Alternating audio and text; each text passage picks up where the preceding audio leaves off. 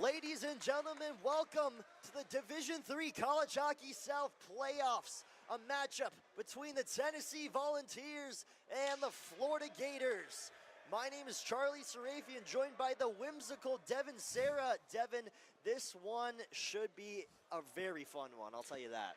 Absolutely. Two sides with very different histories this year. Tennessee has been rolling in a stacked North Division, coming off 2 losses to South Carolina, though, entering this tournament, while Florida has just been trying to survive. They've had a tough go of it late in the year here with losses to South Florida and Florida Atlantic, but they have their full roster, and they have a great netminder for them.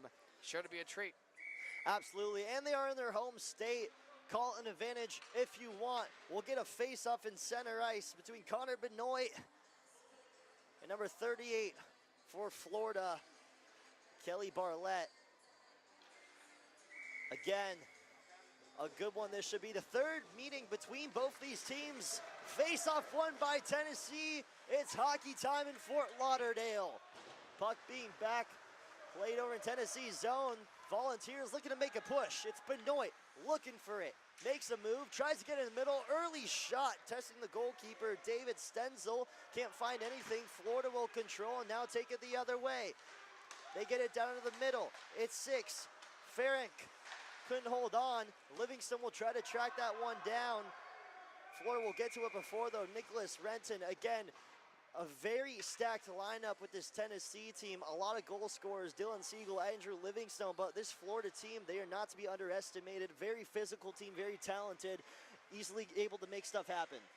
Yeah, and they have a lot of defensemen that are tone setters. You know, Cole Winch in there as a winger. He's a big body, 6'0". Colby Azaretto is also a guy that's not afraid to make stuff happen. That's going to be their key to success in this game.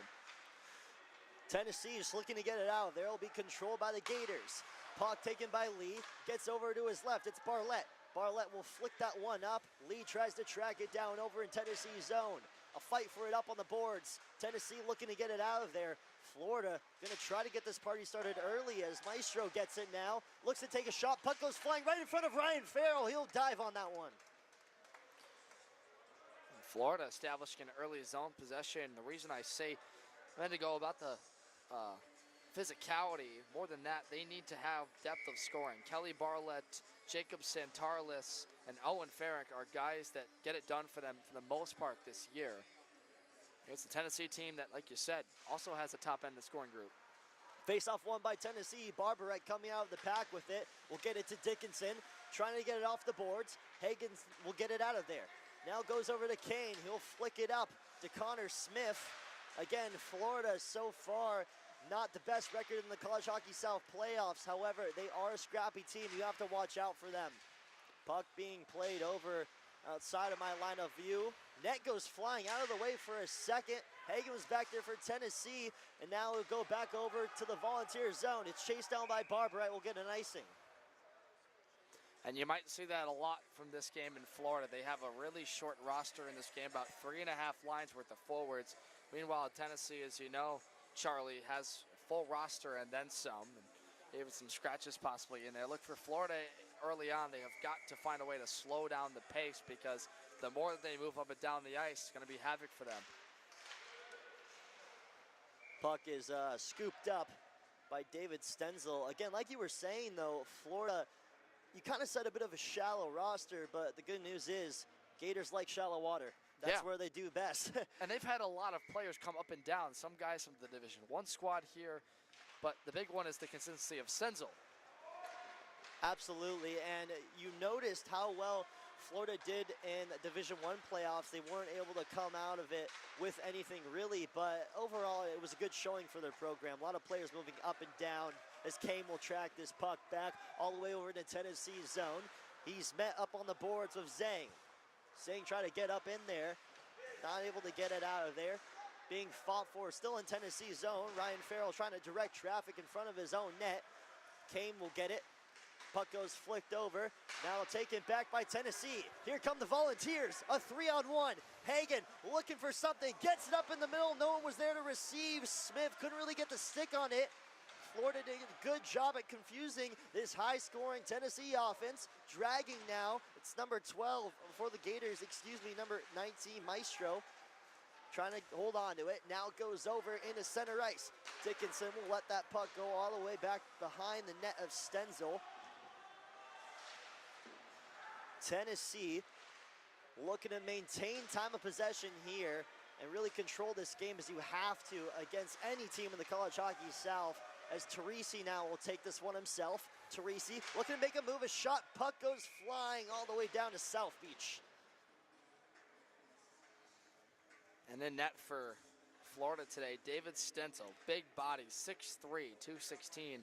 His specialty is towering over that net. 3.27 goals against average, .891 on the season that I can see. Probably wrong numbers, Charlie, but it's going to be hard to get that guy moving. Give or take, give or take. Tennessee holds on to it. In the middle now, Carter tried to backhand that one. It was stolen, though, right in front of the net by Hitchcock for Florida. Hitchcock will get that up to Lee. Lee tries to get it. Barry gets there first. A big hit up on the boards. A lot of orange out there on the ice as Florida repping those nice orange jerseys. Lundy with it, tries to get it over to Carter right in front of the net of Stenzel. Stenzel was able to brush that one away.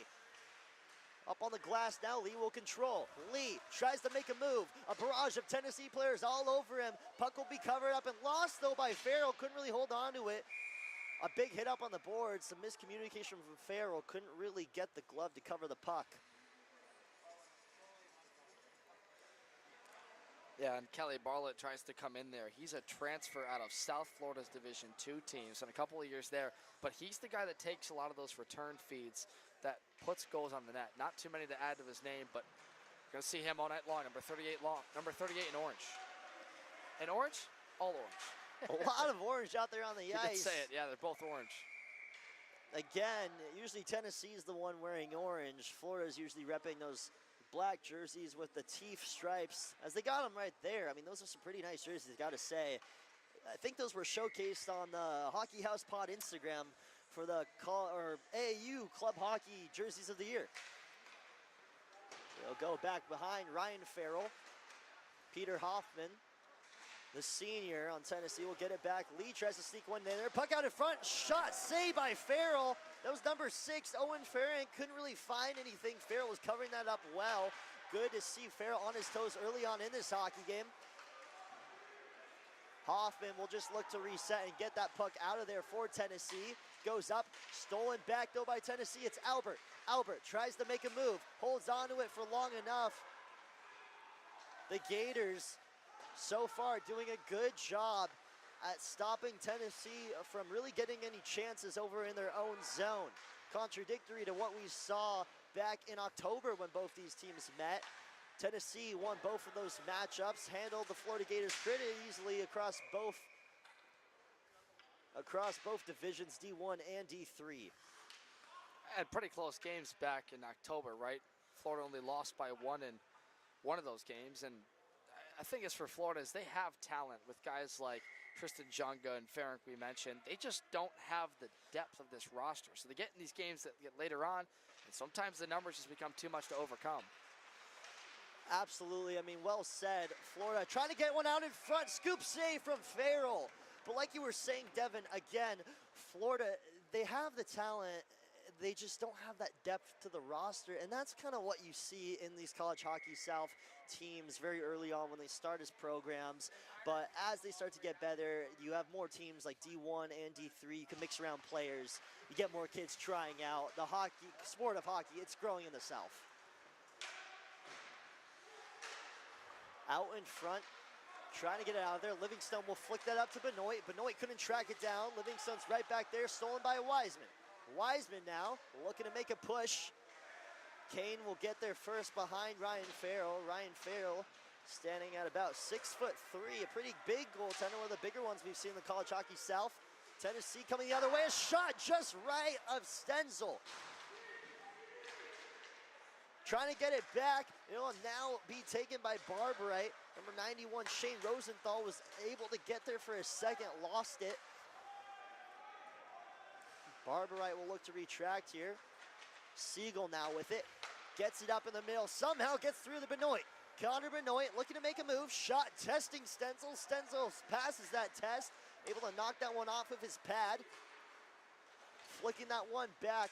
It'll be taken over in Florida zone by Renton. Renton will get it up. Number 18, Morris.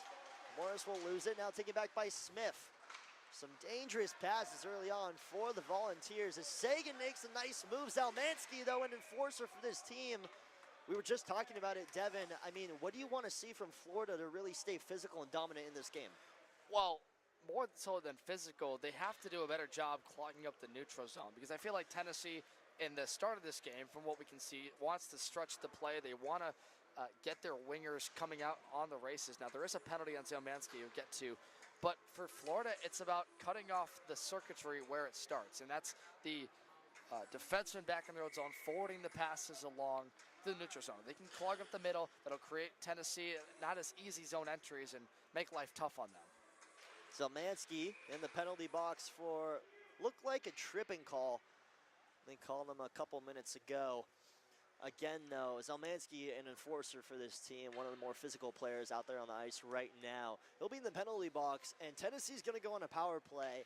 I've seen a couple of Tennessee games this year, and I do know they can capitalize on power play opportunities. Benoit will be down there to face off with Kelly Barlett. Well, the ref talking things over.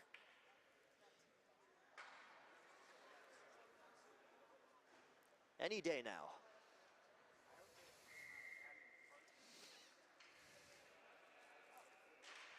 Face-off won by Tennessee. Kane thinking about it, doesn't like what he sees. Gives it off to his left. Back to Kane. We'll get it over to the blue line. Puck in the middle. Thinking about it. Albert trying to sneak it in there. Can't do so. It was a good look. Multiple Tennessee players were down there. Teresi tried to sneak one in past the post. Wasn't able to find it. Kane gets it back over to Carter. Carter spinning around. Still looking for anything out in front. Took some time there. Albert with it. Gets it over back to Teresi. Benoit will control back near the blue line. Benoit just looking to reset here, calling for it in the middle. It's Albert, a shot. Kane puts one in there to the right, not able to score. Puck in front. Florida, a good job on the penalty so far. Kane back to Benoit. Connor Benoit to Kane now. Kane thinking about it, gets it to his right, has Albert. Albert, shot, puck goes up in the air and out of play. And just off the hop, this Vols power play does a good job deeper in the zone. They get a man trying to chase it, and Adam Carter at the trapezoid, while Florida gets stuck flat-footed trying to stay in the box of their slot area. You don't want to allow pucks to funnel in. And for second, third chance opportunities, they did a good job of that. But the Vols moved this puck well, Charlie, and they do a good job getting everybody involved. It seemed like all five guys in the ice touched the puck on that power play. Absolutely, and head coach Aiden Zimmerman, he really strives on a team effort, and that's what Tennessee's trying to do right now. A lot of fast passes, kind of like the Spurs offense under the coaching of Greg Popovich. Another shot, Livingstone with it, back behind the net, gets it up to Connor Smith. Smith to Livingstone. Livingstone in the middle, Siegel wasn't there. Puck will go back to Dickinson. Tennessee looking to find something in the middle, looking for a ricochet as they'll lose it. Florida so good, so far so good on the penalty kill as Dickinson will retract and look to reset. Here come the Volunteers in those white jerseys. We'll get a stoppage to play. It looks like an offsides. Once again, they try a stretch pass that doesn't connect, but again, Florida making life tougher on the zone entries, not allowing them to be as good around the boards, and I think that's where they can match things up, is those dirty plays in the corners, digging pucks out, flipping them out when you have to, because the moment you allow Tennessee to spread it out, it's all game and ball in their court, as one would say in the analogy. Face-off won by the Ice Vols again, as they're going to look to make their way up the ice. Just under 15 seconds left to go in this power play. 5-on-4, it's Smith. Smith making his way down there. Didn't have anything in the middle, he'll wrap around. Get it up to Dickinson. Dickinson, a shot just right. Can't convert, and again, Florida will kill this power play, and Zalmanski is now back on the ice. approaching 11 and a half minutes to go in this first period of play of the College Hockey South D3 playoffs. Puck in front, Florida looking for a chance, not there, another shot, out in front, a bottle rocket, they score!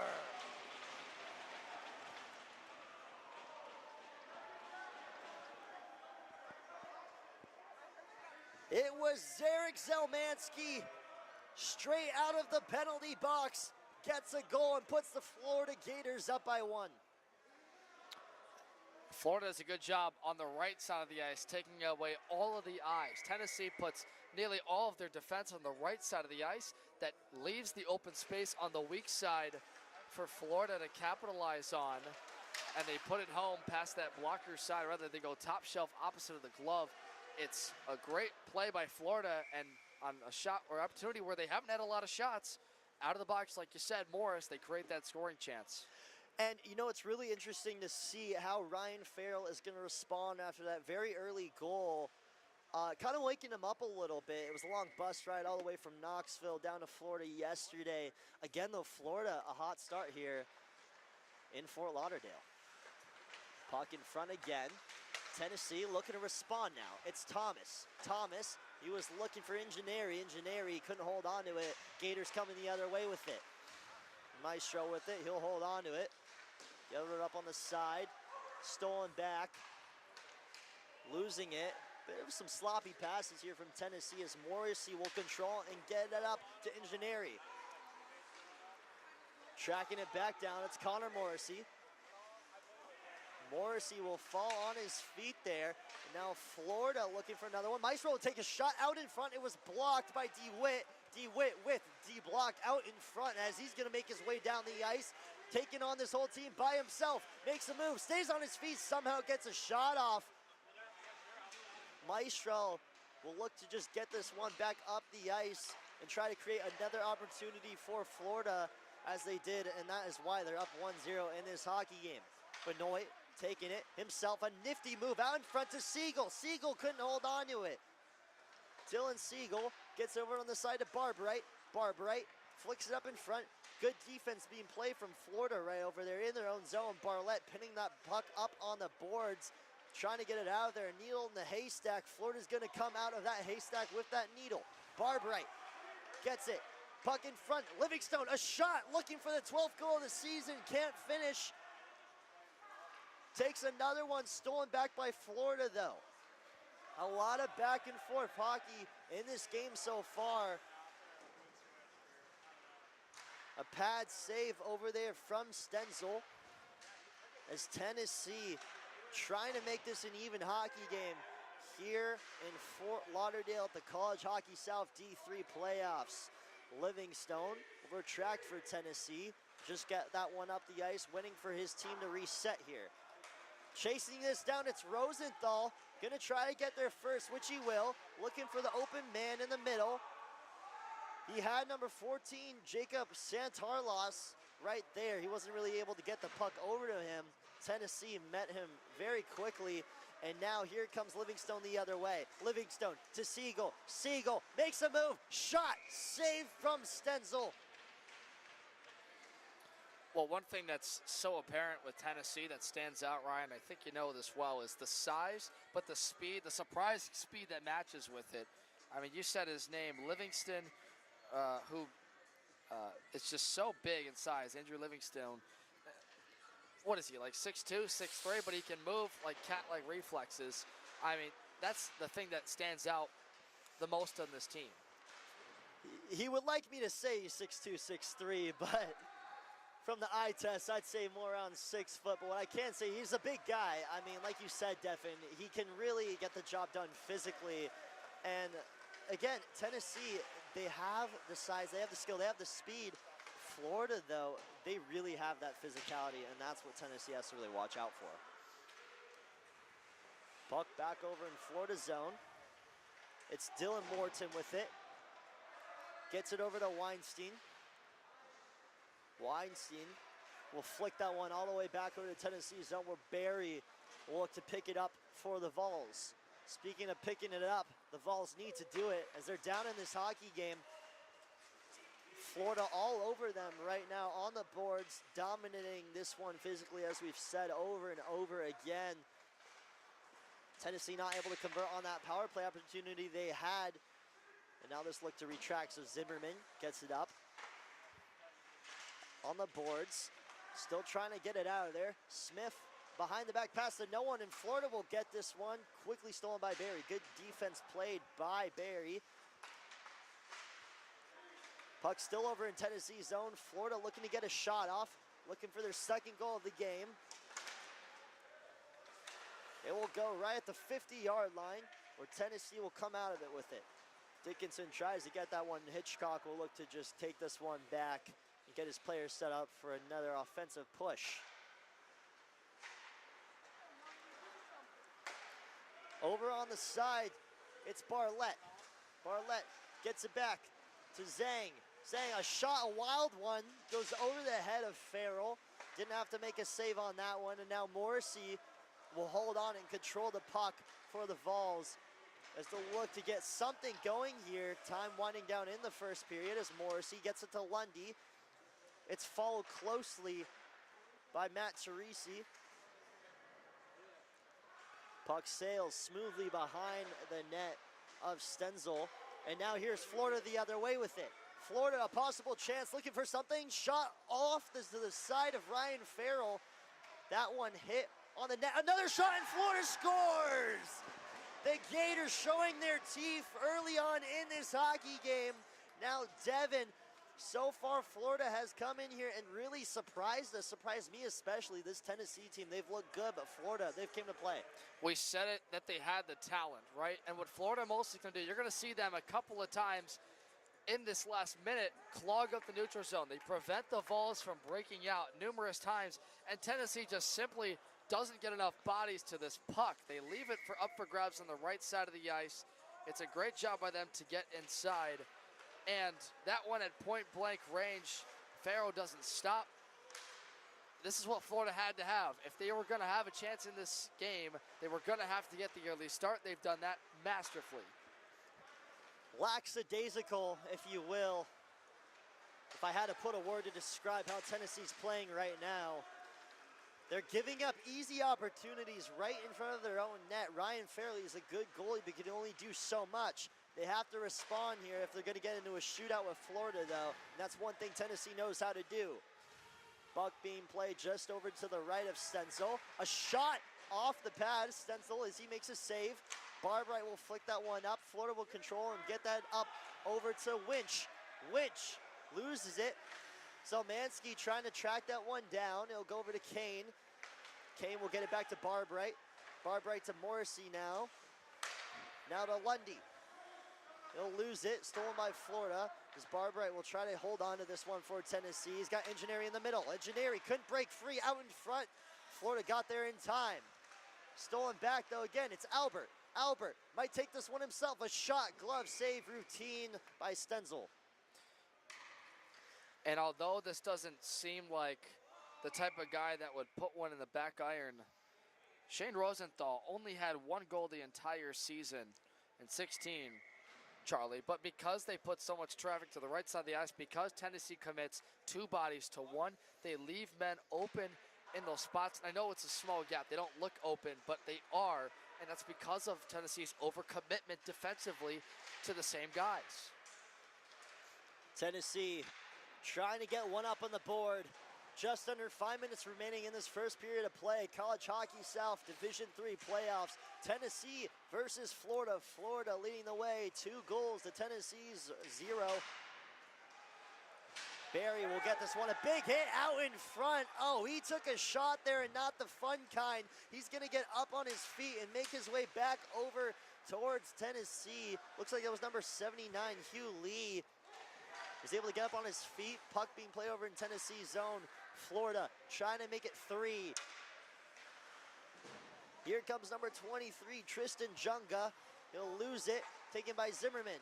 Zimmerman will just zip that one up the ice as Albert gets in a foot race with Maestro. Albert pins Maestro up on the boards. Maestro comes away with it, takes another shot from DeWitt. DeWitt lost his footing there as Barbright now gets it over to Kane. Kane Up in front to Siegel. Siegel, a shot, saved by Stenzel. Again, Siegel, the leading goal scorer for this Tennessee team. Just trying to get something going for his boys in white and orange. That checkerboard orange over the shoulder pads is Benoit now looking for something, wraps around.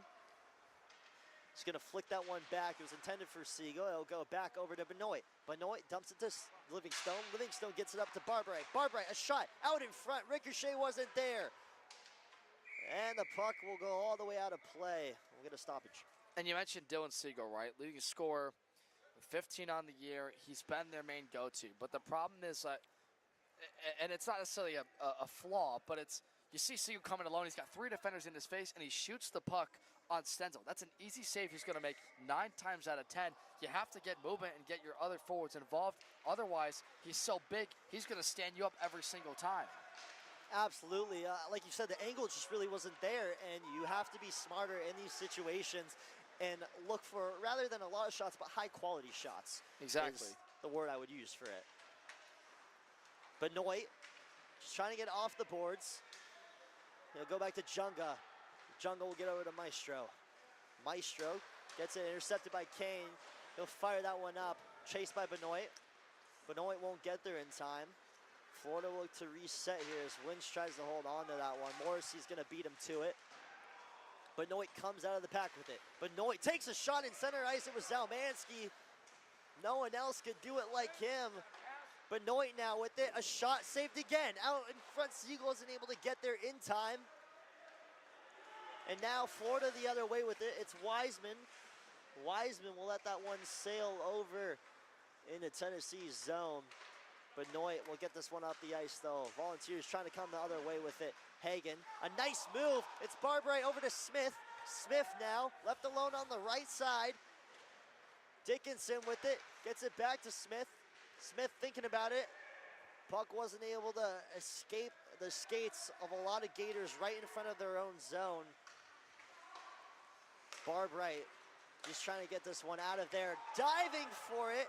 It was Justin Dickinson who jumped up and tried to knock that one down like a baseball bat. Hoffman will lose it. Now be taken back by the Gators. Out in front, it's an opportunity. One-on-one, saved. Ryan Farrell used his pad save to get that one out of there. A very heads-up play. Good to see Ryan Farrell's waking up a little bit in this hockey game. And a great job on the back check by Tennessee to help him out. That's not something he's had a whole lot. But that scoring chance happens because you can count the bodies in front of the box.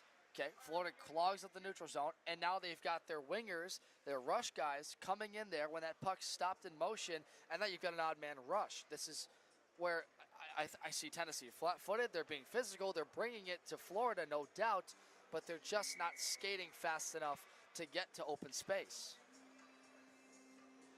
And I think you bring up a good point there. They're really not getting there in time.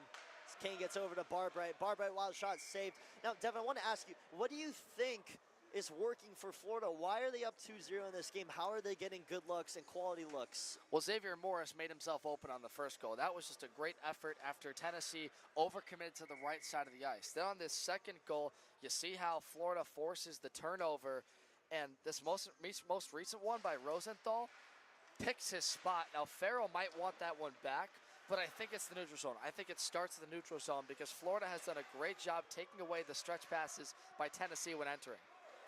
Controlled by Kane. Kane will take a shot. Puck goes flying out of play again. Now again, Devin, like you were saying, in the neutral zone, they're really able to just get good looks at it. Do you think it's also due to just a breakdown on Tennessee's defense? I would agree so. I think they have really tried to get up in the rush. They've had to try to get deep in the zone quickly because they want to score. But that's what happens when you have a mixture. Maybe some younger guys want to jump into the play quick. You have to be patient because you have to respect what Florida's doing in their own zone. Absolutely, and I think Florida does it really well too. The ability to just really get open. I didn't really see that in October when I saw this team play, and that kind of brings up the question, have they gained more experience? Has this team gotten better? And obviously they have, and it's really showing here in the College Hockey South D3 playoffs. Sure, and Florida has brought as much of that to Tennessee along the boards. They've kept them to the outside, and they forced easy saves for Stenzel off of quick shots by these Tennessee forwards. It's the right idea, but I like to think you have to get Stenzel moving if you want to beat him. Yeah, and Tennessee, they're really having a hard time finding anything in the middle because, like you said, they're being pushed to the outside, not really able to get into the middle, and that's where Tennessee really thrives. It's wrapping around, finding the man in the middle, just like they try to do there as Smith was pushed back to the outside, just as what's been said, an opportunity. Hagen was able to get his stick on it. Another shot. Stenzel able to block that. Some easy saves for Stenzel here. Not like you've seen before. That one was pinned up onto the post, what it looks like. And the Vols will look to retract, and that's going to do it for the first period of play. But again, Devin, Florida has just been so good at doing what they do best. And right now, it's keeping Tennessee off to the side, not in front of their own zone, creating opportunities for themselves. Tell you what, Tennessee had a great last Thursday to 15 seconds. They got people in the bumper position. They had the right idea on the weak side. They got Stenzel moving. You got to do more of that now. You have to move a lot more in the offensive zone if you want to stifle this Florida group that is now settled in this game and feels like they can play with Tennessee and then some. Absolutely. Ladies and gentlemen, that's going to do it for the first period of play in the books. We'll see you back here shortly.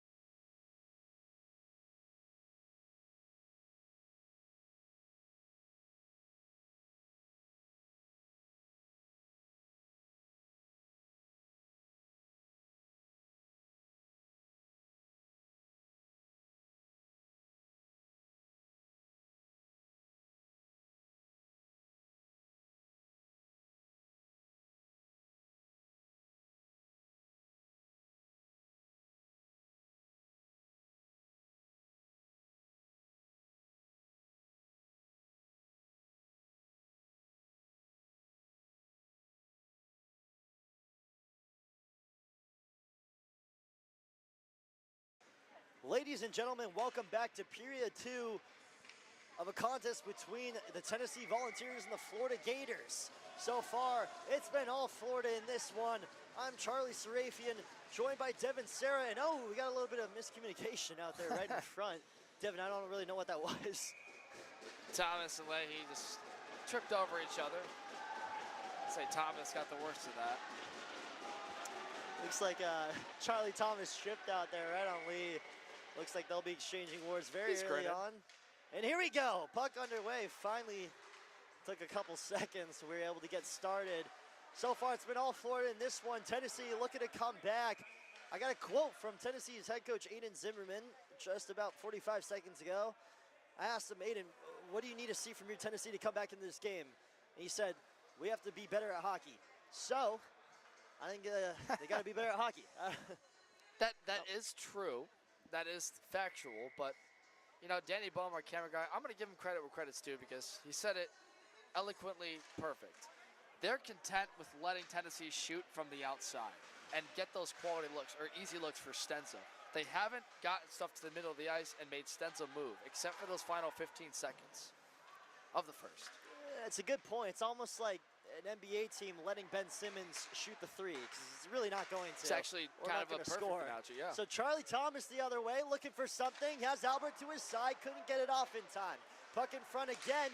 DeWitt trying to get it, couldn't find anything. In front still, players falling down on their feet.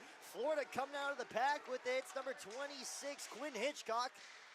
Hitchcock couldn't hold on to it. In front of Farrell. Farrell's going to try to scoop it off, dump it back off to the side.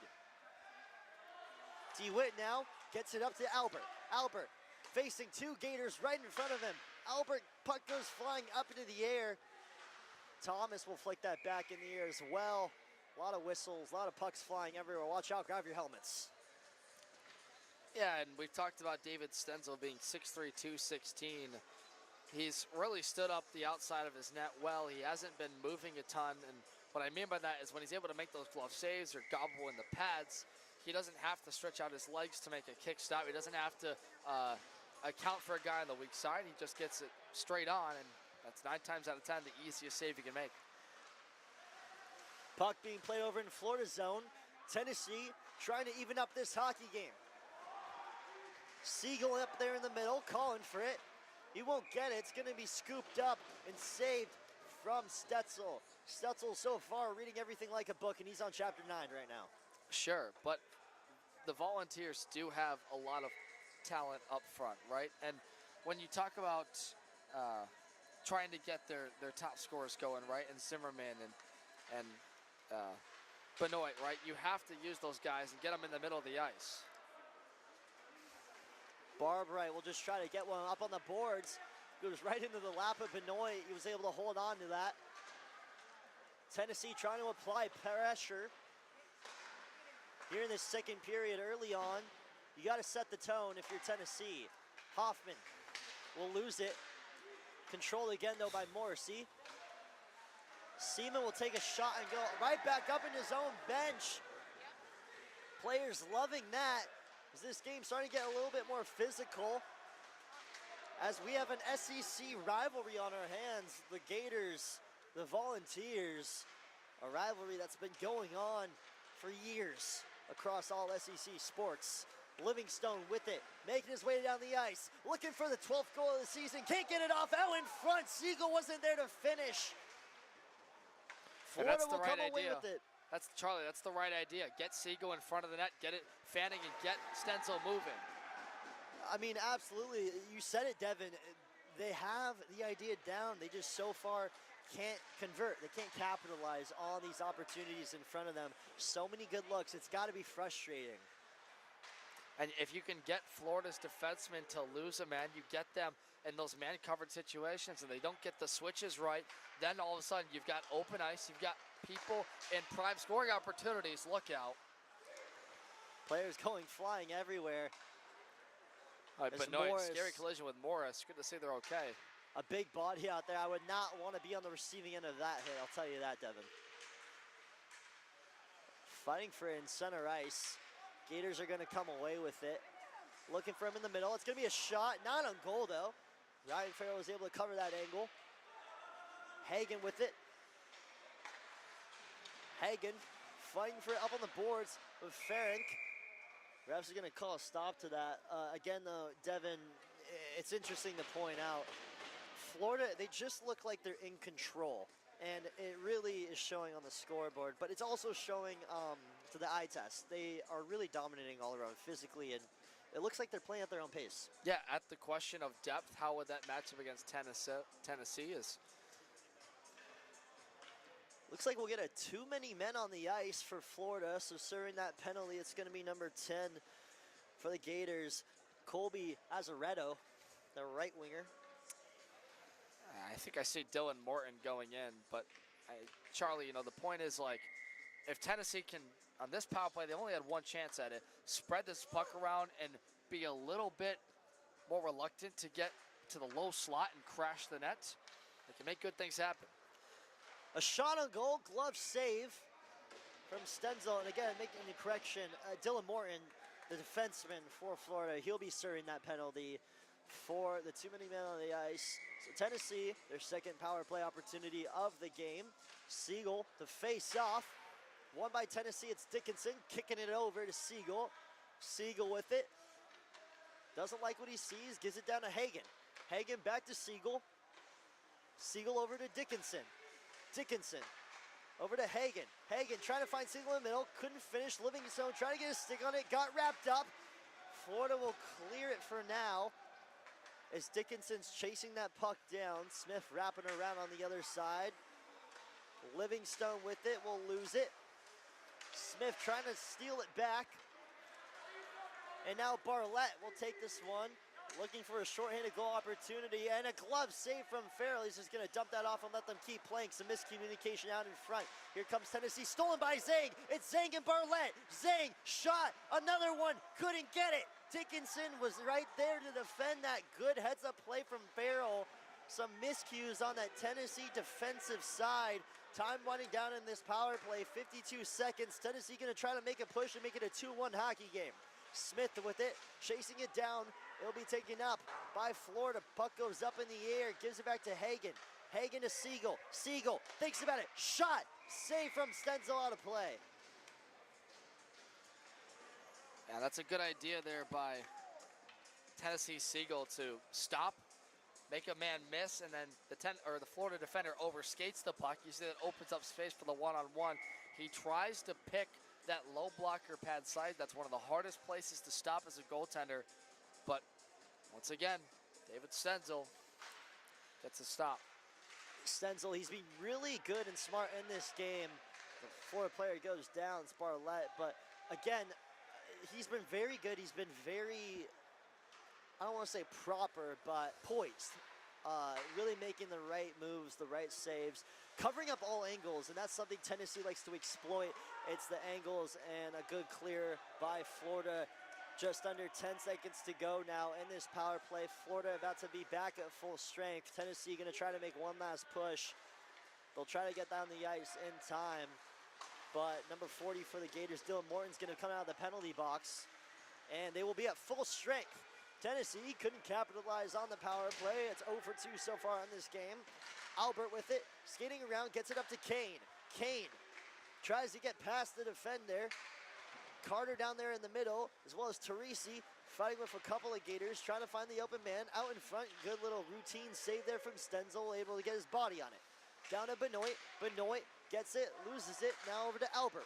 Albert, a shot, goes in front. Stick goes flying out there on the ice. Someone's losing it. Watch out. Going to be kind of hard to play hockey if you don't have the stick. Tennessee going to try to sneak it in there. It's Benoit being pinned up on the boards. Can't seem to get it out of there. Gets away with it. Gets it to Albert. Back to Benoit now.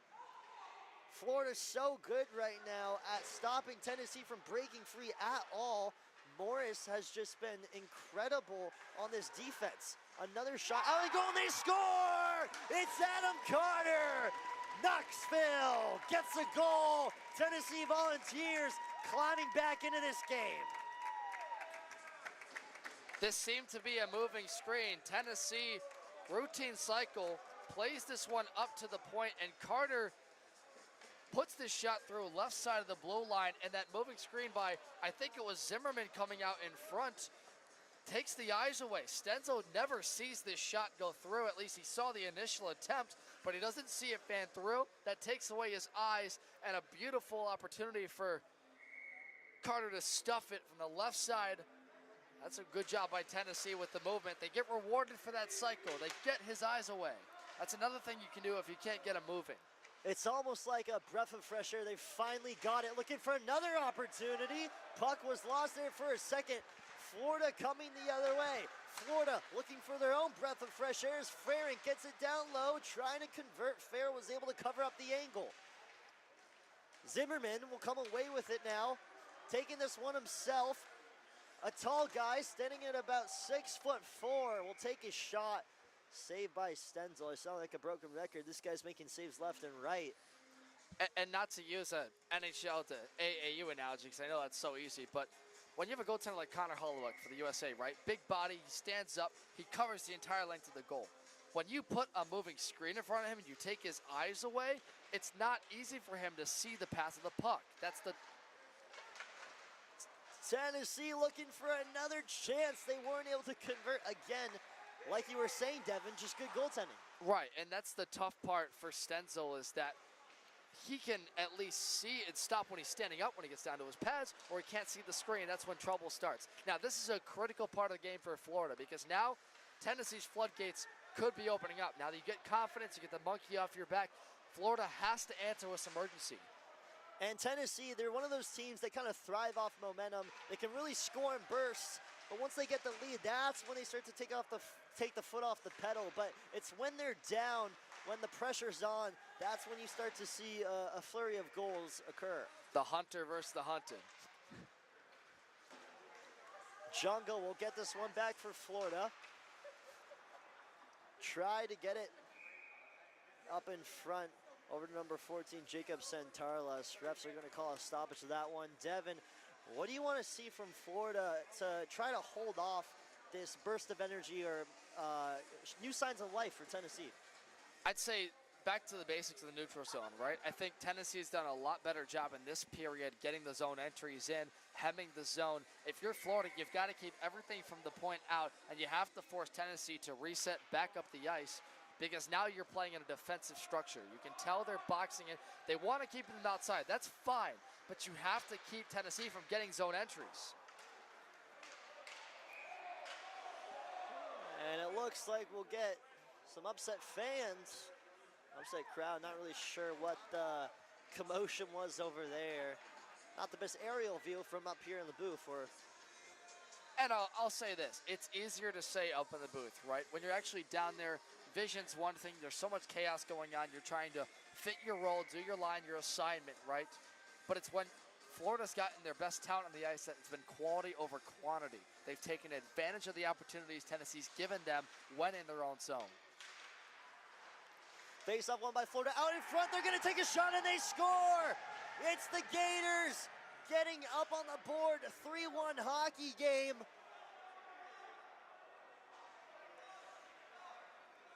Heartbreak from these Knoxville fans.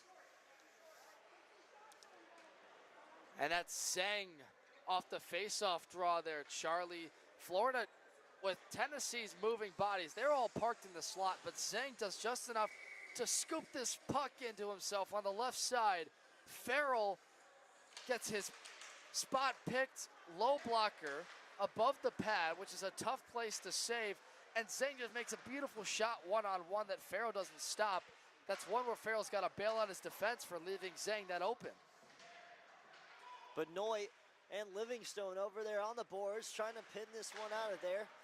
Szymanski couldn't hold on to it, so Kane will get this back, give it over to Barberite. Barberite and Winch all over him, and now Benoit with it will lose it. Livingstone trying to get it back. It's Barberite, a slap shot out in front, safe. Tennessee looking to get some chances now. Barberite might take a shot at it again, does. Looks like his stick broke on him though. Had a little bit too much heat. Morrissey will give that over to Kane. As Kane will flick this up. Livingstone and Benoit trying to track it down before the ice falls. Winch is over there for Florida. Playing defense Livingstone now. Over to Kane.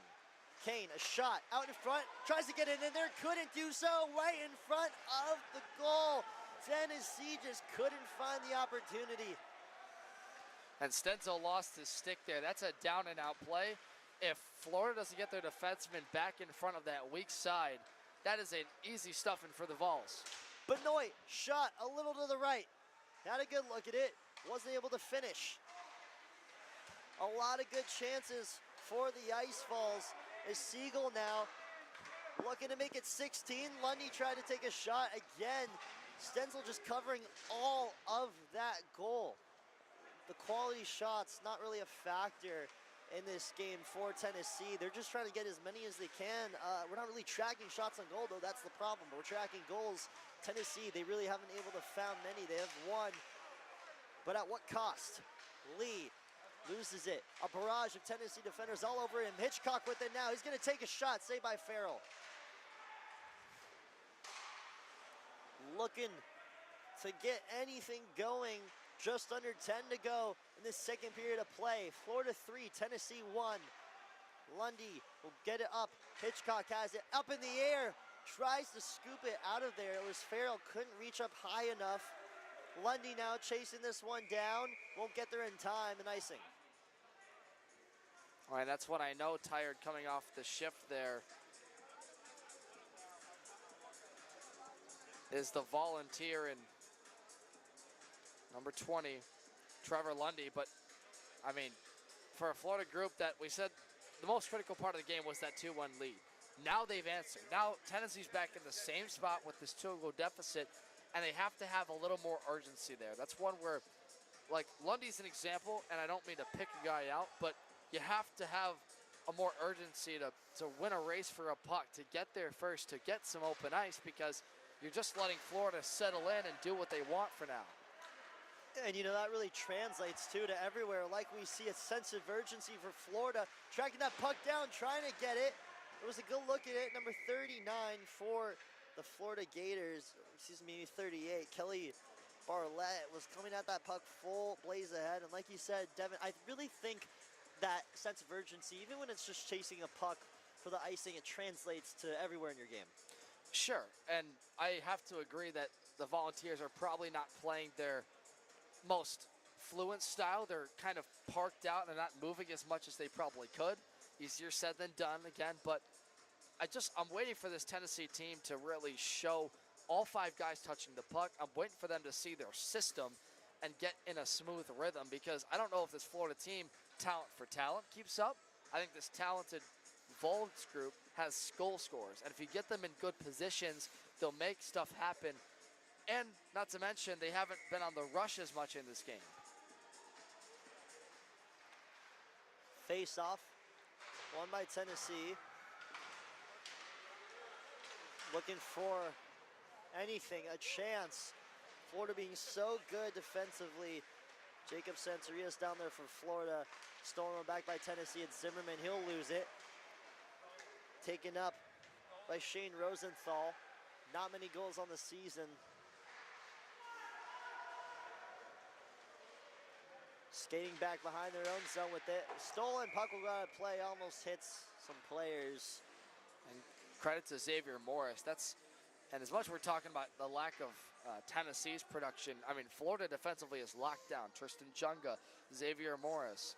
I've seen Rosenthal make a number of great defensive plays out of Orlando, Florida. It's an all-around effort that Florida right now is forcing the Volunteers to get uncomfortable, and you see that translates to their play, how many turnovers Florida's been able to generate in this game. Productive turnovers, I'll say. Absolutely. As now Smith has a chance. He's got a man to his left. Shot coming. Beautiful save out in front. Player goes into the goal. Bodies everywhere. Extremely upset. Refs are going to call it off. What happened was the puck went flying up in the air. Stenzel tried to knock it out of there. The net went out of place. A bunch of Florida players just dived in front trying to stop it. It looked like Caleb Kane was incredibly frustrated that they even did stop that, because it was a possible chance. There was a rebound opportunity there. And I don't blame Kane for being frustrated there. This is all set up with the speed of Smith. Forces the turnover. You get an opposite winger coming the other way. And a great feed to Kane, who picks his spot and out to challenge it to Stenzel in and out of his glove. And then it sits there for a minute in the crease. No one picks it up. And he felt like Kane, he got interfered with to get to that rebound. Barbright taking a shot again. Easy stave there. And Kane's speed, sorry, Charlie, that right there was so underrated. What he was able to do to get ahead of his defender, get open for the feed that Smith was even having an option for, because otherwise Smith has to take this short side, and it's probably an easier save than Stenzel would like. That was a great opportunity for Tennessee that just they got unlucky with. And you know, he's not the biggest guy out there, Caleb Kane, but he's very good with a stick, and he's very fast, good on his skates. Again, though, just a missed opportunity for Tennessee. Kind of a smart move from Florida, kind of jumping in front of the net, trying to just get as many bodies out there in front. The more bodies in front of the net, the less pucks that have a chance of going in. Kane trying to sneak one through. Smith back there for Tennessee. Well defended, though, by the Gators. Lee was holding on to it, loses that, though. Barbright picked his pocket. Barbright still up in the corner, skidding around with it, gives over to Smith. Smith will lose it, chased down. Taken down by Kane. Kane will take a shot. Hitchcock got in front of the puck with his foot, blocked that one from going in. Hagen will dump that back off. Gives it to Kane. Kane trying to find Dickinson up there in the corner. Dickinson will hold off. Barbright looking for another shot. Saved in front again. Knocked away. Good defense from Florida. Puck will go all the way back into their zone, and Florida will survive another onslaught of shots on goal from this feisty Tennessee team. It's Smith, Dickinson, shot on goal, another one, they score! Smith, Dickinson, salt and pepper, getting it done. Tennessee had such a great cycle. They moved the puck so well on the outside. This one comes straight out of the neutral zone.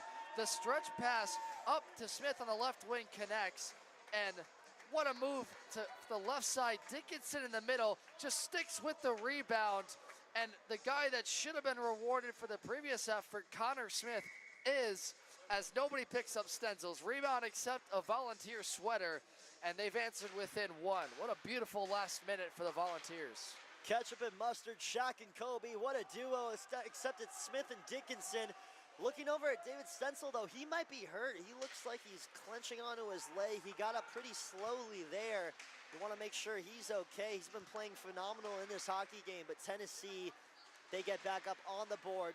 3-2 hockey game, down but not out. Looking for another, it's Benoit, has Siegel over there, and Livingstone. Livingstone takes a shot a little far right, couldn't convert. Now coming the other way, it's the Gators. Hoffman's there to play defense for them, the senior. Studying, I believe, aeronautical engineering, something like that. Siegel coming over there, blocking him, gets a big shot up on the boards, a big hit. Puck goes in front of Stenzel again. Again, pointing out Stenzel moving a little slowly. Devin, you think everything's all right with him?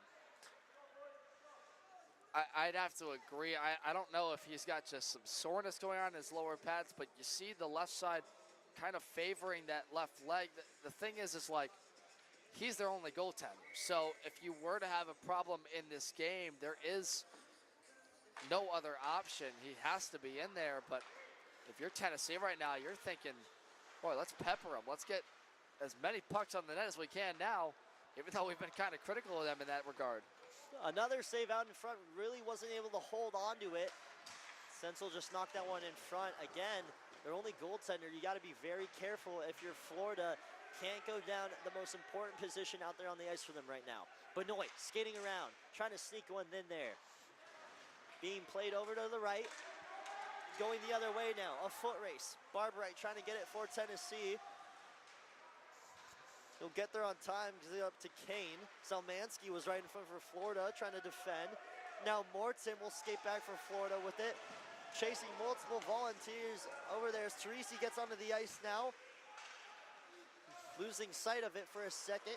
There's number 18, Xavier Morris, gets it over, being chased by number 4, Winch. Winch will knock that one in front, not a shot on goal. Teresi gets it over to DeWitt, or Lundy, as Lundy and Teresi will lead the charge for Tennessee. Morris, Zelmansky, and Morton all get back there for Florida in time. Tennessee looking for another chance. Again, they can score in barrages, and they're looking to do so. 3-2 hockey game. They've come back a little bit. Zimmerman back for the Ice Falls. We'll flick that one up.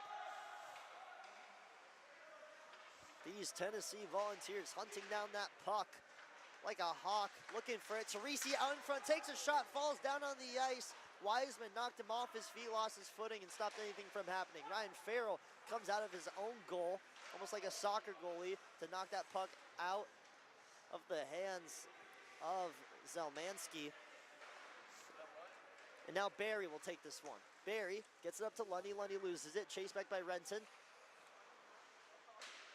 Renton up to the middle. They get it over to Lee. Lee tries to take a shot a little too far right. Now coming the other way, it's Tennessee. It's Lundy. Carter, what do you got? Carter, shot! Better save! An incredible save from Stenzel. Almost like he heard us talking about his injury because he's not showing like he has one. Now the other way, it's Florida. A possible holding call, though they're not going to call anything. He was able to get back up onto his feet. Hitchcock stayed alive there. Now controlled over by Farrick.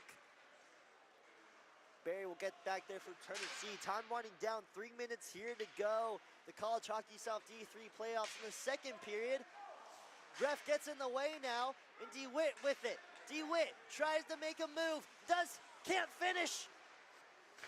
Couldn't hold on to it or keep his footing as Hoffman will knock that up for Ingeneri. Ingeneri down there chasing after that puck.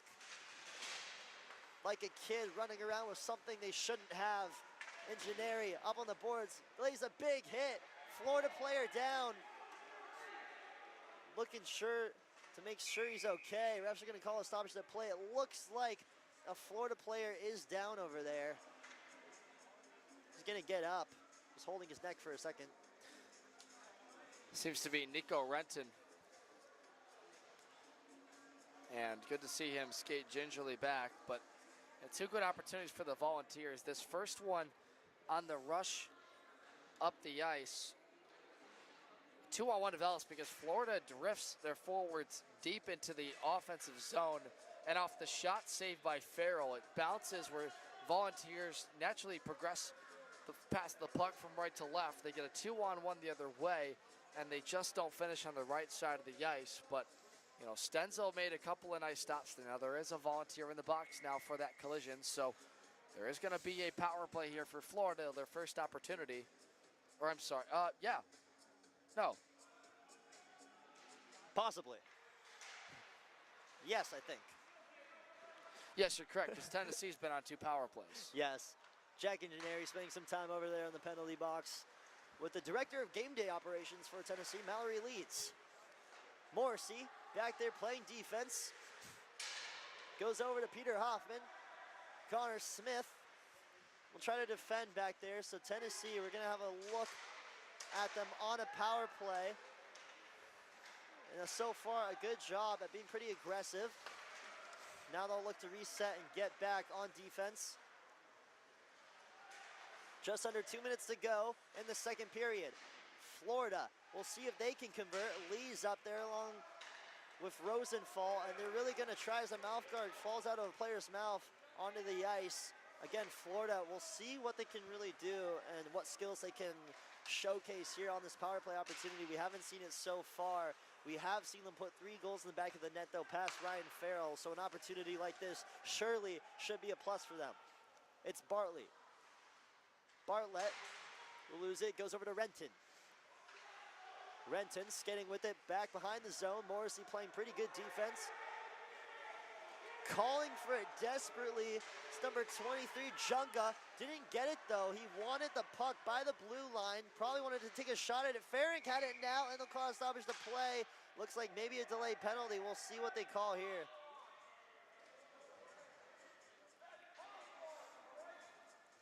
And it looks like they're going to get Connor Morrissey going over to the penalty box, and that will lead to a 5-on-3. Yeah, an unfortunate cross check there, and You know, Tennessee really got flat parked in their slot. Do a good job keeping Bartlett and Junga to the outside, and they finished their checks, but this is one where you get that craziness happening in front and close to the goalposts, and this is the kind of things that can happen. Now, 57 to go. Florida, we said, that 2-goal lead that they've had for most of this game is the critical juncture for them. I think this is more important for Florida than it is Tennessee to kill off. Absolutely. Or get one in here. It's really beneficial to have that kind of 2-goal cushion. You do not want to let Tennessee crawl back into this game, and they have so far. So very important for Florida to try to capitalize. Bartlett with it, thinking about it, doesn't like what he sees, retracts. Renton gets over to Junga. Junga down below and in the middle, looking for it. Out in front, they score! Taking the words right out of my mouth. Florida gets that cushion back. So Florida wins this board battle on the left side of the ice. Renton moves it free, reverses field on the opposite wing, and Florida from that right side, and all of the movement that they created off of that possession just slides to the right side. They take a shot towards the net from that corner. They get a crash in front from the middle of the slot, and it's a beautiful finish job by Farrick and company. This Florida team with a power play goal that they have all that open ice with the 5-on-3, capitalizes on. Florida controlling back behind their own goal as time winds down. Looking for another one at the end of this period. Bartlett skating with it. Fires one up, goes over to Hagen. Hagen just tries to get that one up the ice and out of their zone as Thomas desperately skating back, trying to track that puck down. Florida, a 2-goal lead as time winds down. That's going to do it for the second period of play. Florida Gators tack on 2 more. Tennessee gets involved. 4-2 hockey game. Gators on top. Devin, I mean, Florida, they've looked very, very good so far. They have done what they had to do to survive the storm. Tennessee got their forwards involved. They created more chaos. They took away the eyes of Stenzel. But that goaltender for Florida, we were talking about maybe laboring a bit. I don't think so anymore. He made some good stops down the end of the period there. But for Florida, that 2-goal advantage is what they had to do. Tennessee's got an even bigger hill to climb, no pun intended. Rocky Top they got to climb, but I think they can do it with the amount of power and strength they've had, especially cycling the puck. Like you said, Devin, I thought Florida was a little flat. Apparently not for Tennessee, as they've got a long way to go. Once again, we'll be back here for the third period. Don't go anywhere.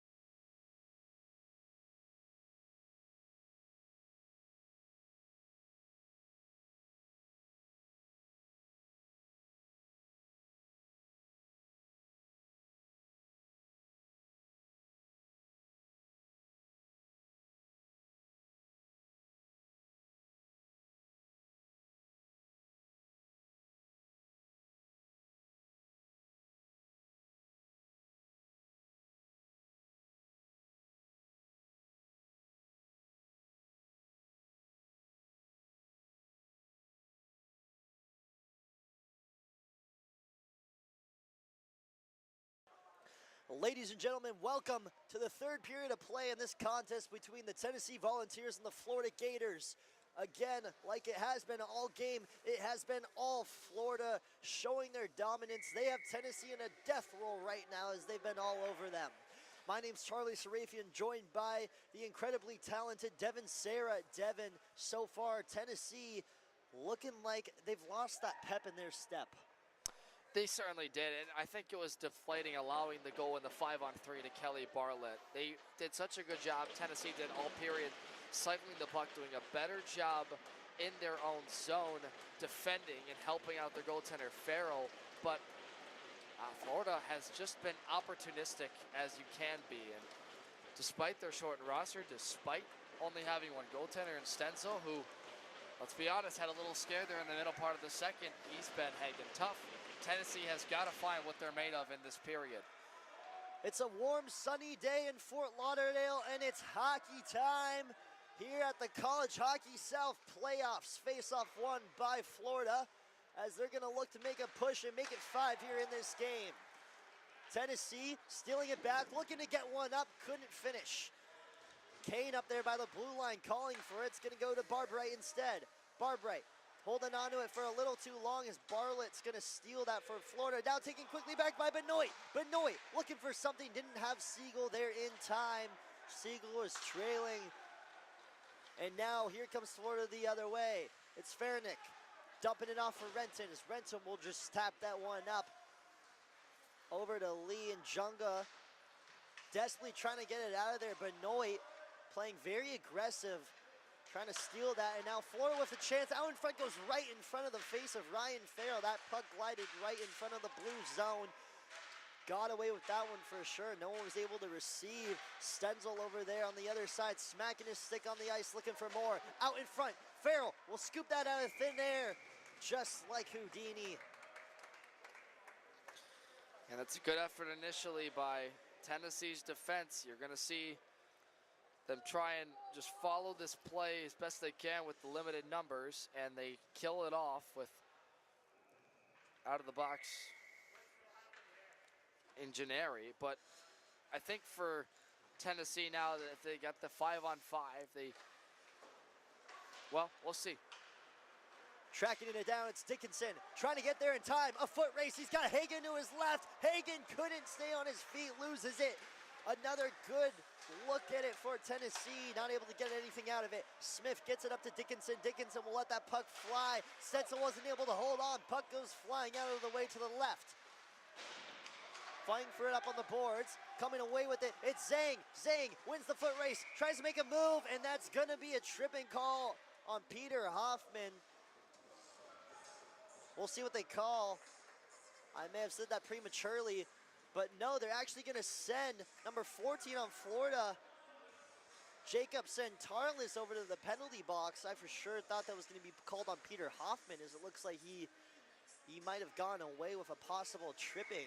But Tennessee, they're going to go on a power play here, Devin. I agree. I think we all thought 14 for Tennessee and Hoffman was going to get the trip because he got beat inside on the play and tried to come back and use his stick, but here we go. Looking for another shot out in front. Siegel out there trying to get it off. Couldn't do it in time. Livingstone will take it now. Livingstone takes this puck himself. Smith over to Siegel. Siegel up on the boards, gets it back up to Smith. Smith to Dickinson. Dickinson in overtime here just a couple weeks ago. Dickinson back in front. Livingstone will try to chase this one down. Livingstone gets it over to Smith. Smith holds onto it, makes a move, looks for something, takes a shot, doesn't get on target. Florida, again, very good on these power play defensive sets. As now Dickinson coming up the ice at blazing speed will flick this up. Siegel's gonna look to follow it. Hagen will now take it back from Tennessee in their own zone. Just under a minute to go in this power play. If you're Tennessee, you gotta go now. Livingstone won't get to it. Dickinson holds on. Justin Dickinson, he's got Hagen to his right. Dickinson, he's gonna take a shot. Again, Devin, like we were talking about earlier though, Tennessee kind of rushing here. They did, and before that chance though, I thought Siegel did a good job tagging with Smith in the zone, kind of using the right side of the ice in the wing to try and funnel stuff to the bumper position. But then when they get a guy in the bumper position, they're not shooting it. Siegel more reluctant to pass it off to the corners when he gets some open room at the middle part of the slot. I think they have to, when they get it there, be more reluctant to shoot instead of on the rush like there. Kane makes a move to get free. Gets Hoffman behind the net. And now coming the other way, it's Farinick. Farinick, a chance at it. He's covered up, saved. What a shot, but a better save. Farinick looks like he had Morrissey riding his back, or Connor Benoit. He had Farrell beat call it there. Again. Kane with it. Gets over to Teresi. Teresi to Carter. Carter's gonna lose it. Florida looking at another shorthanded opportunity. Stolen quickly back though. Carter. Some nifty stick work. A shot off the post. And that will sail all the way back over to Tennessee zone. Yeah, they're lucky that Kuhn is back there to force it. And, I mean, Florida just taking opportunistic looks of Tennessee getting deep in the zone. They don't get a defender back. It leads to odd man rushes. And Bartlett, who is just a hound dog. Bartlett's going to see probably the most ice time of any Gator the rest of this game, number 38 in the orange and blue. And for Tennessee now, continue to cycle, continue to do what you're doing, but find a way to get lookout. The goaltender moving. Oh, nice job coming DeWitt back gets there that with Morrissey. puck now. Riley DeWitt coming the other way with it. Skates back, takes a shot up on the boards from Zelmansky. Barbright looking for something, Hoffman. Hoffman couldn't find it.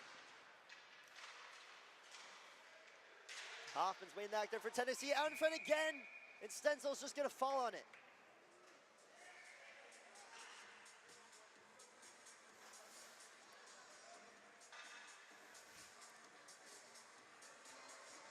Stenzel doing a good job of standing his ground over there in the zone, was able to just fall on top of that puck. Hoffman was down there for Tennessee along with Smith and Dickinson. DeWitt had that push up the ice. They weren't able to really find anything though. Florida, they've been very solid and very keen on defense. Face-off coming, won by Seth Hagen. Hagen will get down there, gets pinned up on the boards by a couple of Gators. Takes a shot up there. It looks like we'll get a delayed penalty. They might get Connor Smith for it. Possible cross-checking. Connor Smith not happy with the call. Visibly expressing his frustration over to the referee. Stripes is having none of it though, and they'll put him in the sin bin. And that will be a boarding, yeah. So I think now for Florida, if you're really trying to put this one on ice here, which now Florida, I think against a lot of people's odds and kind of what we thought would happen, they have really taken every look they've got, every quality look they've got, and made the most of it. Now, a 3-goal lead looks a heck of a lot higher to climb than 2 for Tennessee. Trying to get it out of the boards. Florida back in Tennessee's zone. Trying to make it 5 right now. Can't believe I'm saying that. They've just put on so many shots, and they're just finding the back of the net. Renton up there. Goes over to Farinick. Bartlett will lose it. Stolen back though by Renton. A dangerous pass. Florida looking to capitalize. Well played by the Tennessee's defense. Barbright was able to get his stick on it and stop a possible shot on goal. And again, if you gave Florida another one of those chances, they might get one in there. Out in front again. Farinick couldn't hold on to it. Ryan Farrell covers up all of that net. And now Dickinson will get this puck. A foot race. Dickinson, he's got Hagen to his left. Will take the shot himself. A blocker save from Stenzel. Rushing again, it's Tennessee. It's kind of been the common theme for the boys in orange and checkered white, or white and checkered orange. Florida trying to get it back, and now it's Dickinson once again. Dickinson and Hagen, the duo we've seen all game. Hagen couldn't hold on to it, some miscommunication. Being a little bit too generous with it. Dickinson had a couple good looks at it. Such a fast skater. Again, though, Florida was able to get to it before they could. Albert tries to sneak one out of there. Junga waiting up by the blue line for that puck. He'll get it now. Junga tries to get it in there. A shot. Head save face save. Morrissey up in front. Talk about using your head. Ryan Farrell was able to just knock that one free. So we got to talk about those two shorthanded rushes. I mean, they set up Hagel rather, twice as the receiving man. The first shot, they try and take. They want an intentional rebound. You're shooting on Stenzel to get it off his pads, and Hagel set him up. It's too far away from him. The second time, they go straight to Hagel, and the pass is too far ahead. So Tennessee just miscommunication, not able to connect on those tape-to-tape passes and take the most of their opportunity. Florida with the puck in Tennessee's zone. Charlie Thomas and Maestro tied up. Zhang will get it now. Over to Centarlis. Back to Zhang. Zhang, shot in front, save. Farrell. He's been clean so far in this third period. And that'll put Tennessee or Florida rather, at my mark, 1 for 3. But now that you see this get even strength, both teams have a chance here.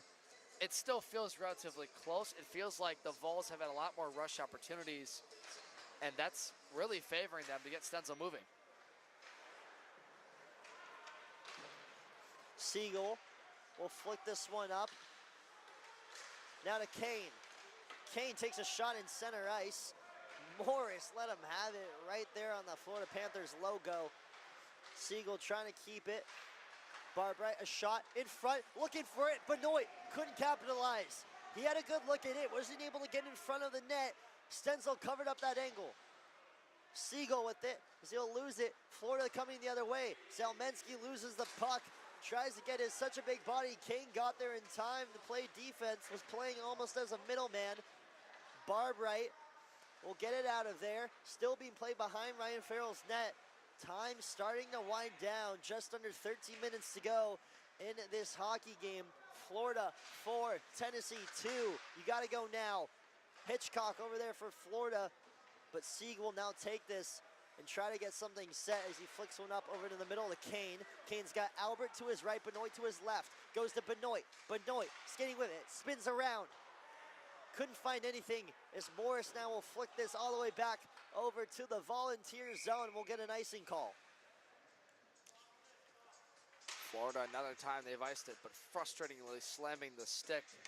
Going back to the bench, Connor Benoit, and I don't blame him because they've done everything. They've changed their style. They've done a better job getting it to the middle of the ice. Florida's picked it up. They've put a defender, parked him out front of Stenzel, and that's allowed them to clear the pucks down the ice like that. Now the icings have hurt them, the Gators. Tennessee over in the Gators zone. Back behind the net, go over to Barry. Barry tried to fire one in there. Teresi got in the way of the puck. Was trying to ricochet that one, hopefully into Stenzel's net. Couldn't really get it, hold on to it. Lundy goes it up to Teresi. Teresi has Carter in the middle waiting for it. Zimmerman back by the blue line. Pinned up on the boards. He'll get it out of there over to Barry. Barry with it, thinking about it. Retracts, doesn't like what he sees. Over to Carter. Carter, shot in front, covering it up. Players falling down, diving on it is Stenzel. Tennessee still can't convert. Charlie, that was Stenzel falling in slow motion. They tried to force a shot from the right point in, and puck sitting in the slot, and Florida's able to give him just enough protection by boxing out the Tennessee forward and Matt Teresi to get in front and try and stuff a rebound. And they have the right formula. What they're doing right now is working.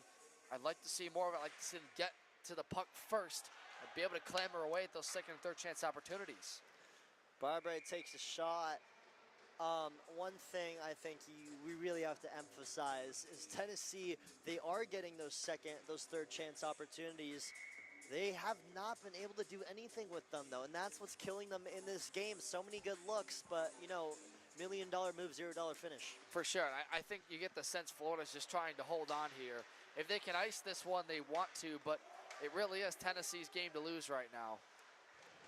It's funny, it almost looks like Florida really isn't in control. Tennessee, they look kind of more dominant in time as puck possession, especially in this third period. But, you know, they just have 4 goals, and you could argue how they got those, but it's just from playing from smart hockey and really making use of those opportunities. Tennessee looking to try to do the same thing here. Puck goes over right in front of Stenzel. They were able to get it out of there. In front again, it's going to be covered up. Now some pushing and shoving. Some smart hockey right there. Florida being pretty calm, try not to cause any penalties. Yeah, now every infraction you make, every hit kind of adds up. Officials have called this one pretty down the middle. I'd say it's evened out in terms of the trips and the boardings and the cross-checkings and whatever else that Tennessee's tried to force. But at the end of the day, this is a critical juncture. There's no doubt about it. They have to get one within the next couple of minutes here. Because you look at, right, like let's say we have 5 minutes left in this game, they're still down by 2. How urgent, and I'll ask this for a guy, you know, let's say, you know, you've seen Tennessee. How urgent would they get in a 5-minute situation? The thing with Tennessee, and we've kind of seen it this game, and I've been watching it the whole season, they'll go down a couple goals, and then they start to, you know, bring on the heat. And again, this is one of those situations where in about, give or take 3 or 4 minutes, you'll start to see that sense of urgency, mainly from head coach Aiden Zimmerman. He'll just get very, very demanding with what he wants from his team. And I think Tennessee, they got to really learn to adapt and keep that sense of urgency, not just for the last 4 minutes, but play the a whole full game. 60. You're right. Look out. Zhang with it now, trying to make his way down the ice. Will anything develop here? No, it won't. Players go falling down. Zhang somehow still holds on to it. DeWitt took a tumble right there on the ice. Tennessee coming the other way with it. Kane gets over to Barbright. Barbright flicks it up to Charlie Thomas. Charlie Thomas will lose it. Now again, Devin, across all sports, it's not over till the whistle blows. And I think Tennessee needs to take that into consideration. No doubt, but I think that's also true on the Florida side. Now, if you're Steve K and Michael Licata, those first-year head coaches for Florida, this is a situation that against this kind of team, they haven't been in a long time. You know, they had those wins against South Florida. They took care of business against the Miami team they should beat a couple weeks ago. But the story with them has been, well, what's their lineup going to look like? How many guys are going to dress this day? Where's Stenzel going to be? They have the talent. We've talked about that. They have shown that on display with 4 different goal scorers. But right now, defensively, if they can frustrate the heck out of Tennessee at the end here and force them to make mistakes, they're going to flip this thing and make the odds too much to overcome. Another stoppage to play. See what the ref calls here. Looks like you we'll get a a sense penalty. of, sorry, Charlie, when you look at the Vols' just body language, you see how they smack their sticks and come off the bench. There's a sense of frustration, and I understand that from the vantage point if you're not playing your best hockey, but it's the time now when you got to lock in, regroup yourselves. You've got 9.5 minutes to make something of this and get it within 1, and then that changes everything.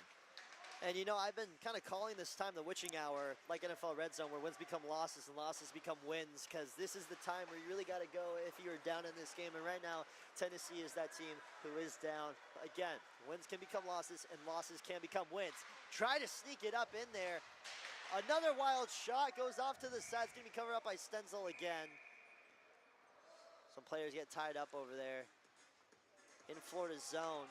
So Stenzel, he's been really good at kind of diving out and covering up those pucks. It's just smart hockey. I think the last thing we can make the point about this is a Nationals team. Tennessee is with South Carolina as the 2 Division III teams out of College Hockey South. Their season's going to continue on no matter what happens here. But this is a good teaching moment, like you said, for that coaching staff to see what they're made of. A wild shot off the post. It looks like that almost yeah, that was it. Went right through Stenzel's glove and almost ripped the netting or whatever you want to call it, and it just hit the post.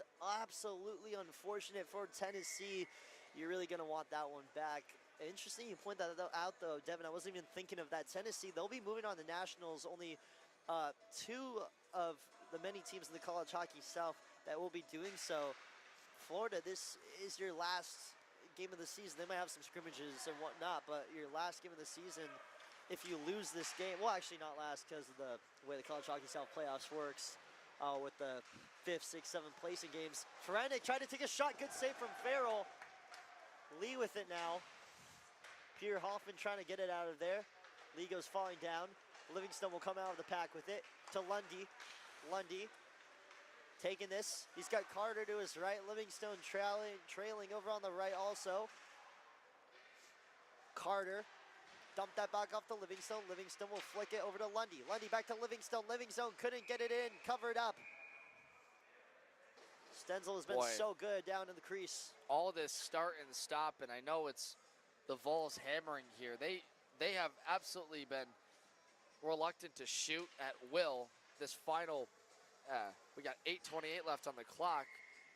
The thing the Vols can do is just have to keep winning faceoffs, cycling the spot, putting it on net. They're doing all the things right. Stenzel is just locked in, and all this start and stop is tiring out Gators in their own zone.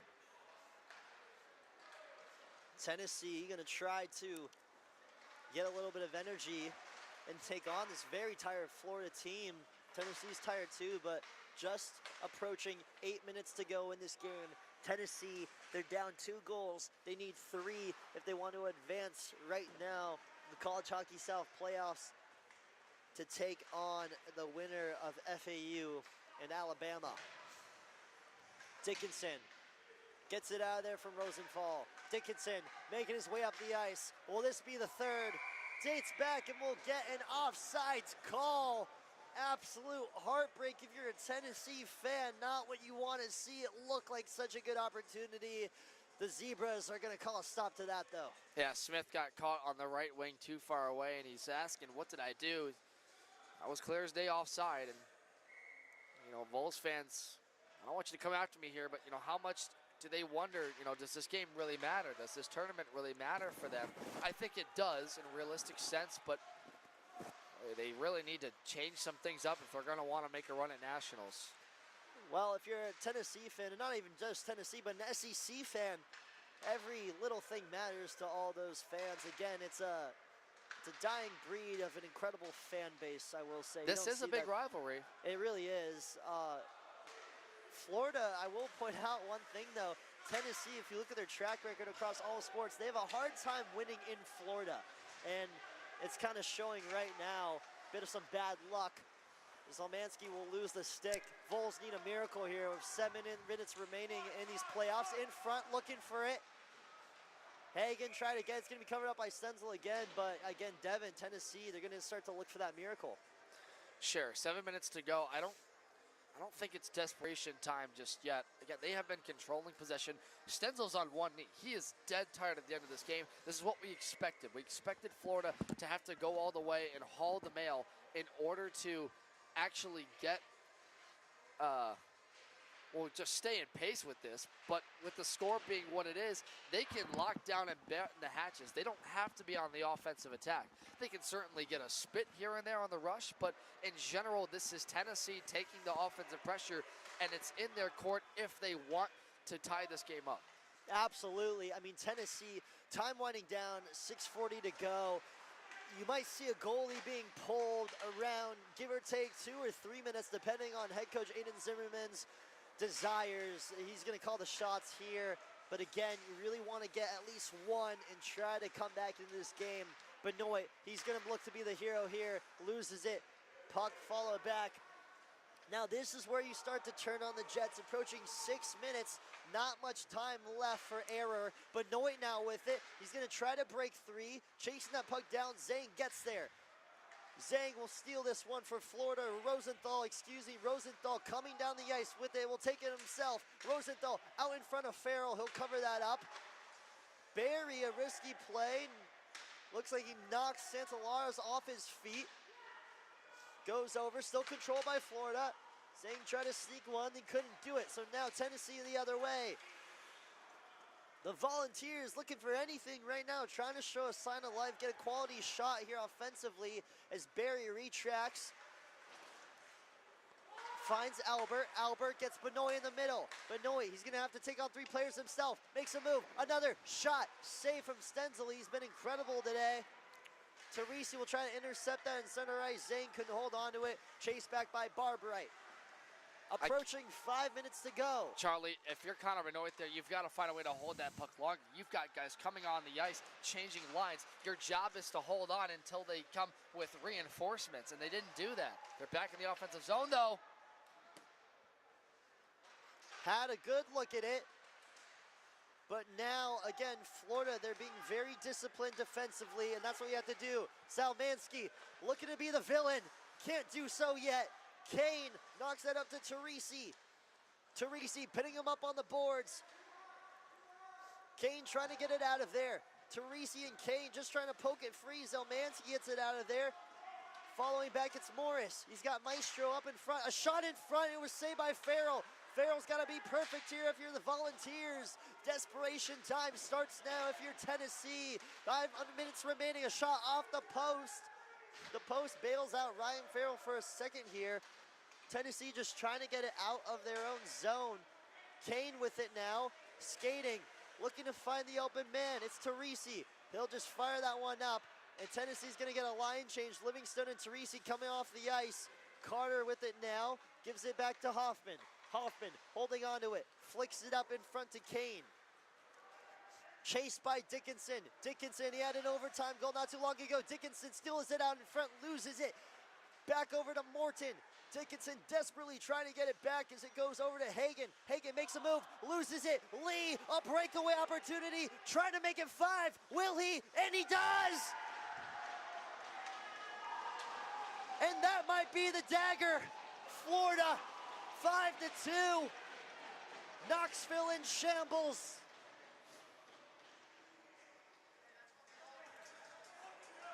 An errant turnover at their own blue line, or the attacking blue line.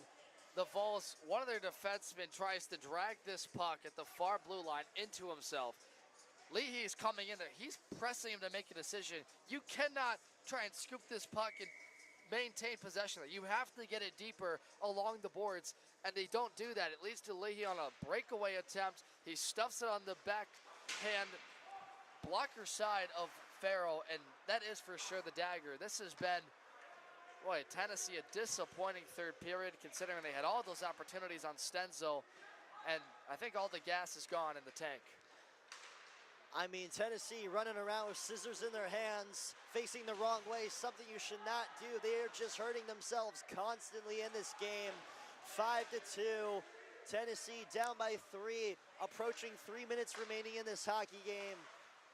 I've seen miracles happen, but it's gonna be hard for Tennessee to pull this one off. In front, trying to get it in there, and they score!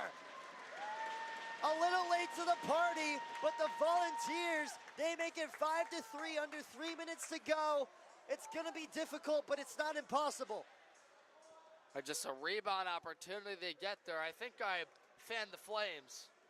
So whatever I said, I don't know, maybe that's a jinx, but Tennessee just gets numbers back from the right side of the ice. Shot on Stenzel is rebounded, and they get an open man in the middle. Florida gives up the gap, and they don't defend the person in the slot. I believe it was Thomas. But regardless, if Tennessee's got a shot, right now they got to do that exact same thing. Force Florida to get deeper to the neutral zone. Absolutely. And again, I'm supposed to be unbiased here, but maybe we should start saying stuff like that again, because Tennessee looked like they got a little bit of a spark from it. Looking for another one. 2.5 minutes remaining in this game. Tennessee, they're down 2. They need a miracle. They had a little sign of life as they were able to sneak one in there. We'll get a stoppage to play. Head coach Aiden Zimmerman, wouldn't be surprised if we see a timeout here. It looks like we're gonna get one right now. So a timeout, I believe, was the call. Players looking to call things over. So head coach Aiden Zimmerman, he was gonna call a timeout here for his Volunteers to talk things over, strategy, game plan. Devin, what do you want to see from Tennessee if they have any shot of coming back in this game? Well, this most recent goal comes off a rush, right? And they shoot an intent, whether intentional or not, get a rebound on Stenzel, okay? And I called it Charlie Thomas, but it was actually Riley DeWitt who was the man down the middle that finished it, right? So, how does that happen? Florida gets lost in the neutral zone. They miss DeWitt, who's got somebody responsible for him, but because of his speed, the way he gets to Stenzel in a hurry, he's got no chance to get from left to right. So how do you translate that when you have a cycle? How do you translate that when you have possession and you're not on a rush? Well, remember how we said they've taken a lot of shots that are easy for Stenzel to save, right? I think they have to pick their spots if they're going to shoot, not to score on the shot, but to pick off broken plays, rebounds, be scrappy, and they have to get to the front of the net because either you screen the eyes or you get Stenzel moving. That's it. You shoot at him straight on, you're not going to beat him. You have to get him moving. You have to find a way to create chaos. If they can do that, chaos will result in a major comeback. But again, it would take a lot for that to happen considering the way that Florida has battened down the hatches and helped out their netminder in front of the net defensively. And I think, piggybacking off what you said, controlled chaos is almost what Tennessee needs to create here, and that's kind of been the theme of the season for this D3 team, as it looks like Ryan Farrell waiting right by the blue line, and they're going to pull the goalie here. Aiden Zimmerman has made the call, and Tennessee's going to get another player on the ice. So it's going to be 6-on-5. You have to be careful if you're Tennessee. Be very cautious. Don't let that puck go all the way back into your own zone. It can help you, but it can also hurt you. So 6-on-5 hockey. Tennessee has pulled a goalie. Just under 2 minutes remaining. Barbright looking for something. Takes a shot in front. Flicks it up in front. The Gators going to try to sneak one in there. It goes wide right. So that won't be the game just yet. Tennessee will hold on for a second. But again, going back to what we were just discussing earlier, Devin, controlled chaos is something Tennessee really needs to emphasize here as time winds down. In 1:50 to go, they're down 2 goals. You need something to happen quick, and you need something to happen now. So another timeout called.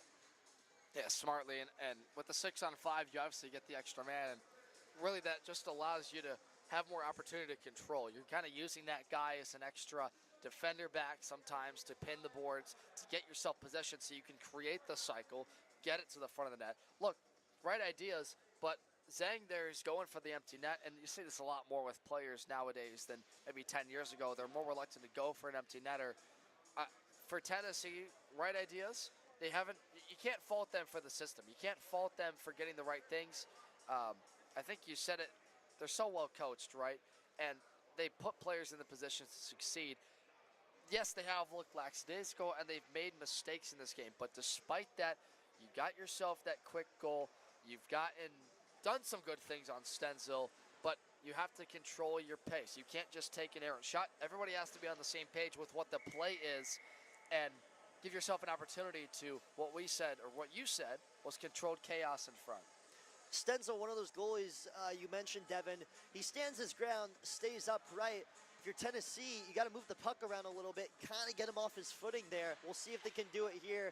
Face-off won by Florida. Here they come. Time winding down. Tennessee, they need to make a comeback, and it's got to happen now. Lee will take a shot. Just left. Game not over yet. Siegel looking to reset here. Tennessee needs a push.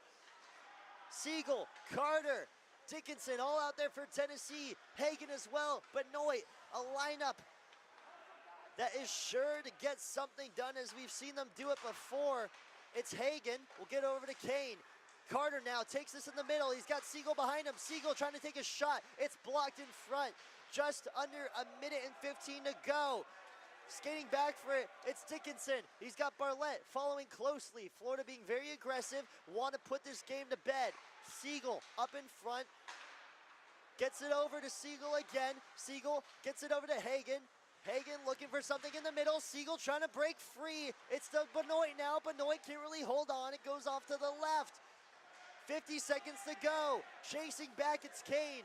Caleb Kane will look to make a push. They're down, but they're not out. Down by 2 goals, 43 seconds to go. Connor Benoit with the puck. Skating. You need something here. Connor gets it back. No one was there to receive. Puck being controlled down again on the floor. Benoit with it. Gets it in the middle again. Livingstone tries to sneak it in there. Can't do so. Another one in front. Covered up. Wow. Well, despite Florida negating their cycle and forcing them back to their own zone multiple times, Tennessee re-enters. This time they enter it from the left side and they get deep to the zone. Now they try and throw this out in front, and there you go. All those bodies in front. A man tries to backhand it over Stenzel, but he doesn't get enough height on it. He lofts it into the glove of Stenzel. Creates a draw. Puck will go back over to the Tennessee zone. Approaching 20 seconds to go. Not much time to make up anything here. 5-3 hockey game. Kane with it now, approaching 10 seconds. You're gonna get one last push here. 7 seconds, 5 seconds, Florida holding on. And ladies and gentlemen, that's gonna do it here in this hockey game. Florida pulls off the upset, takes down the number 2 seeded Ice Vols. What a game here, but Florida, they have impressed. So Florida is gonna play the winner of Florida Atlantic and Alabama. They'll be playing later tonight. They'll play them tomorrow. An unfortunate end to this game here for the Tennessee Ice Vols. They played hard, they played with spirit, and they played with courage. What a game, a good effort for Tennessee. They'll be playing again though tomorrow, and I believe the 6th place game or 7th place Fifth place game, yeah. 5th place game, Yeah. actually. So that will be the loser, I guess, Kennesaw State in South Carolina? Well, Kennesaw State, I'm not really sure, to be honest, but It's either the loser of Kennesaw State in South Carolina or whatever. maybe, I don't know, we'll figure it out. We say whatever. What matters is Florida's moving on, and for Tennessee, that is already a nationals team. They got work to do here, Charlie. Not their best game by any means. I think you know that. I think Vols fans know that. But on the other side of things, Florida, and what a game by Jingwen Zhang for 2 goals in this one, had the game winner. They did everything right in their own zone defensively. Stenzel, an impressive performance. He had to be great, but they were just an opportunistic bunch. They had the power play goal there in the second. They kept this thing at a 2-goal advantage, and then even a 3rd goal advantage. And it was just too much for Tennessee to overcome. We talked in the pregame about what it would probably take, maybe 4 or 5 goals for Florida to pull off this upset, and they just looked like they wanted it more. And I know this Tennessee group is moving on. They'll still play another game later this week, but this is a teaching moment for that group over at Tennessee. This is an exuberant win for Florida, who's got themselves in a semifinal game that I think a lot of people didn't pick them to be in. And now they sit and wait. We got another good one coming up after this. Absolutely. Thank you, everybody who helped us over here in the booth. Danny Baum on camera. Again, the incredible color commentator to my side, Devin Sarah. Again, we want to thank everybody who came out here for this game. Ladies and gentlemen, it's been a fun one. My name is Charlie Serafian. We'll see you back here shortly for a couple of more games. Don't go anywhere. Thank you for watching the College Hockey South Playoffs.